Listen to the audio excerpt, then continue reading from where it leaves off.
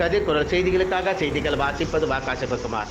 தமிழக சட்டசபை தேர்தல் வர இருக்கும் நிலையில் மாவட்ட எல்லையில் உள்ள சோதனை சாவடி பராமரிக்கும் பணி நடைபெறுகிறது. மாவட்ட எல்லையில் கடலூர் சேலம் தேசிய நெடுஞ்சாலையில் சிறுபாக்கம் சோதனை சாவடி மையம் உள்ளது. இந்நிலையில் விரைவில் சட்டசபை தேர்தல் நடக்க உள்ளதையொட்டி மாவட்ட எல்லையில் வாகன கண்காணிப்பு பணியில் ஈடுபட்ட மாவட்ட காவல் கண்காணிப்பாளர் ஜெயக்குமார் ஐபிஎஸ் அவர்கள் போலீசாருக்கு உத்தரவிட்டுள்ளார். அதன்படி திட்டக்குடி உட்கோட்ட காவல் துணை கண்காணிப்பாளர் பார்த்திபன் தலைமையில் சிறுபாக்கம் சோதனை சாவடி மையத்தில் உள்ள வேரிக்காடுகளில் லெப்ட் ரைட் ஸ்டிக்கர் ஒட்டும் பணி மற்றும் சிசிடிவி கேமராக்களை பொருத்தி சோதனை சாவடியை பலப்படுத்தும் பணிகள் நடைபெறுகிறது. தொடர்ந்து சிறுபாக்கம் சப் இன்ஸ்பெக்டர் பார்த்திபன் தலைமையில் போலீசார் வாகன தணிக்கையில் ஈடுபட்டார்கள்.